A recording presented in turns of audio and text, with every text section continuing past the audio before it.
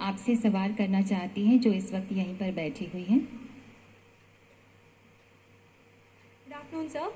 I'm Samiksha from Jawan Uday Vidyalaya, Mungeshpur, Delhi, of class 11. My question is, during examination, in spite of being fully prepared and confident, there is a feeling of nervousness till the exam is over. So how can we cope up with this? Thank you, sir. पूरी तैयारी और आत्मविश्वास के बावजूद परीक्षा समाप्त होने तक डर लगा रहता है। इस स्थिति का सामना कैसे करें? मायने इसी से मिलता जुलता एक सवाल संजना ने भी पूछा है, रिपब्लिक टीवी के माध्यम से पूछा है। While writing exams I tend to forget important diagrams, फॉर्मूले and definitions, even though I have studied it many times, how do I manage it better? ऐसा ही सवाल कई बच्चों ने पूछा है। हर्ष शुक्ला हैं, जो कि 9वीं कक्षा के छात्र हैं और पुणे में रहते हैं, पूछ रहे हैं कि परीक्षा के समय हम अति कठिन तैयारी करते हैं, खाना पीना तक भूल जाते हैं। ऐसे समय में जब प्रश्न पत्र देखते हैं तो हमें कुछ भी याद नहीं आता और हम अपना आत्मविश्वास खो बैठते हैं। मेरा प्रश्न ये है कि हम ऐसे समय में अपने आत्मविश्वास को कैसे बनाए रखें और उसे चूर न होने दें। माननीय प्रधानमंत्री जी, कृपया इस बारे में हम सबका मार्गदर्शन करें। आप में से कितनों को लगता है कि आपका आत्मविश्वास हिल जाता है? कितनों को लगता है? ये सवाल बहुत से बच्चों ने पूछा है और ये बिल्कुल सही सवाल है कि मेहनत में कोई कमी नहीं होती है। खुद ने भी मेहनत की होती है, अपने पेरेंट्स ने भी की होती है, टीचर्स ने भी की होती है, हमने भी ईमानदारी से की होती है। ऐसा नहीं कि भाई टीचर को अच्छा लगे या माँ बाप को अच्छा लगे लेकर, ईमानदारी से की है। लेकिन एक चीज होती है, अगर आत्मविश्वास नहीं है तो कितने ही मेहनत की, क्लासरूम में बैठते हैं, एक शब्द याद आता है, ये भी आता है उस किताब में है, फिर याद आता है उस पेज पर है, फिर याद आता है उस पेज की 5वीं 6ठी लाइन में ही है, सब याद आता है, शब्द याद नहीं आता है। ऐसा होता है ना?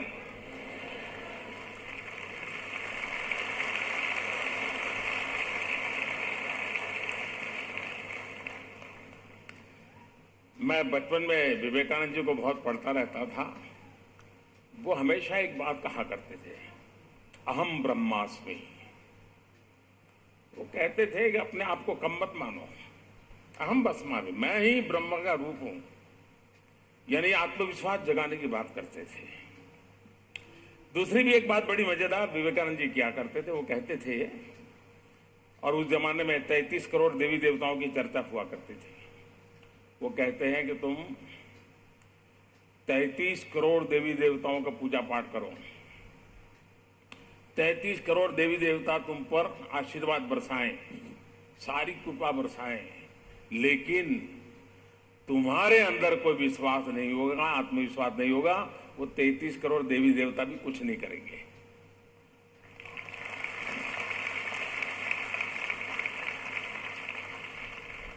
आपने देखा होगा, विद्यार्थी सामान्य तौर पे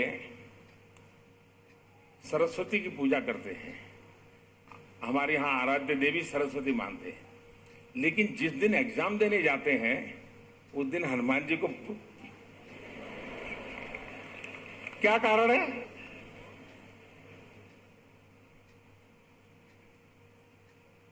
ऐसा क्यों करते हैं?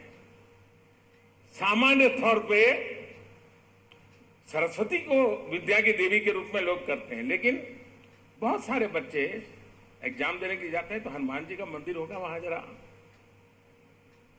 मैं जब छोटा था तो मैं उसकी मजाक उड़ाता था और मैं कहता था कि हनुमान जी को इसलिए नमन करके जाता है कि अगर एग्जाम में चोरी करने के लिए कोई चीट लेके गया है और पकड़ा गया तो मास्टर जी को पता होना चाहिए कि हनुमान जी का भक्त है, दिखा देगा।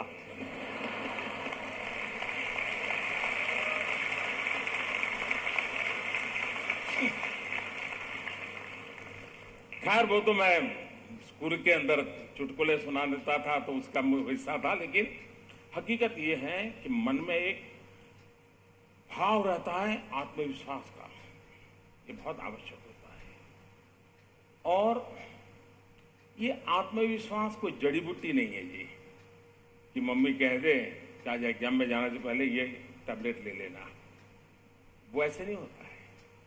आत्मविश्वास वो कोई लंबा सा भाषण सुन ले तो भी आत्मविश्वास आ जाता, ऐसा नहीं है।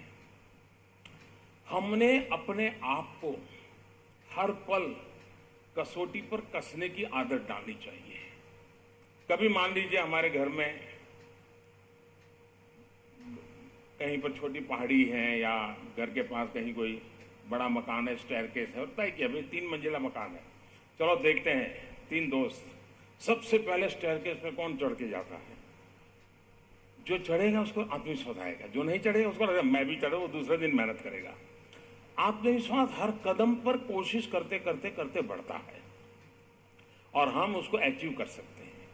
और इसलिए निरंतर ये कोशिश होनी चाहिए कि मैं जहां हूं उससे मुझे कुछ और अधिक करना है और इसके लिए जो मुझे करना पड़ेगा वो मैं करूंगा। आप लोग एग्जाम के समय शायद टीवी देखते नहीं होंगे, लेकिन अभी अभी एक खबर मेरे दिल को छू गई। अभी साउथ कोरिया में विंटर ओलंपिक चल रहे हैं। उस विंटर ओलंपिक में कनाडा का एक नौजवान मार्क खेल रहा है और उसको वो स्नोबोर्ड का खिलाड़ी है। और आप लोग स्कूल बोर्ड के खिलाड़ी हो, वो स्नोबोर्ड के एग्जाम दे रहा था, आप लोग स्कूल बोर्ड के एग्जाम दे रहे हो, और वो ब्रॉन्ज मेडल ले आया। लेकिन उसकी कथा ये है कि स्नोबोर्ड की उसकी प्रैक्टिसिंग में 11 महीने पहले उसको भयंकर इंजरी हो गई, यानी 15-20 फ्रैक्चर हो गए, कोमा में था, 11 महीने पहले अस्पताल में पड़ा था। लेकिन अभी 4-5 दिन पहले वो ब्रॉन्ज मेडल ले आया और उसने अपने फेसबुक पर 2 फोटो रखी है। एक 11 महीने अस्पताल में पड़ा हुआ कोमा वाला दृश्य और बगल में ब्रॉन्ज मेडल का सम्मान प्राप्त करता हुआ, और फिर आगे उसने लिखा है धन्यवाद जिंदगी। कितना बड़ा आत्मविश्वास होगा कि हाथ पैर टूट चुके हैं, कोमा में चला गया इंसान है, परिवार भी, अब तो परिवार भी कहता होगा भाई बहुत हो गया, खेल लिया, अब ठीक हो गए, अब मत जाओ, लेकिन चला गया, फिर से कनाडा का सम्मान प्राप्त कर लिया। कहने का मेरा तात्पर्य यह है, आत्मविश्वास हर पल प्रयासों से, और हम खुद ऑब्जर्व करते रहे अपने आप को, उससे आता है।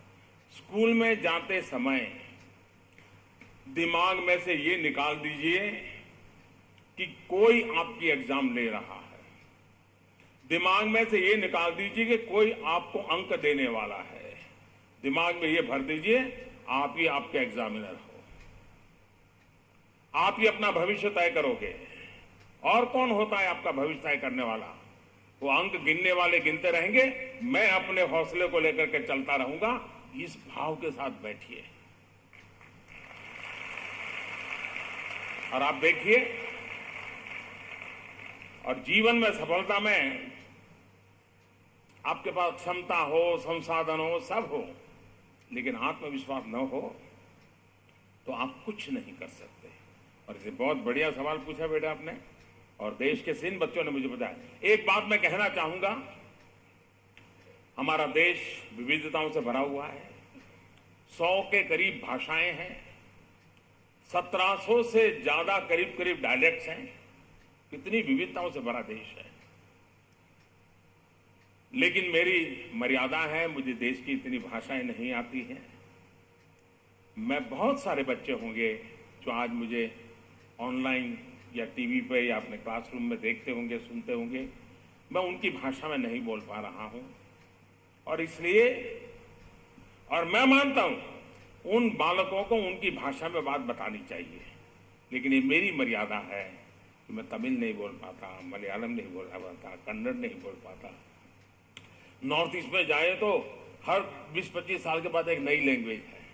तो मैं पहले उन सभी बालकों की क्षमा चाहता हूं और मैं सभी व्यवस्थापकों से कहूंगा कि हो सके तो इन्हीं बातों को उन भाषाओं में वॉइस ओवर करके अगर उन बच्चों तक पहुंचा दिया जाए, उनकी अच्छी सेवा होगी।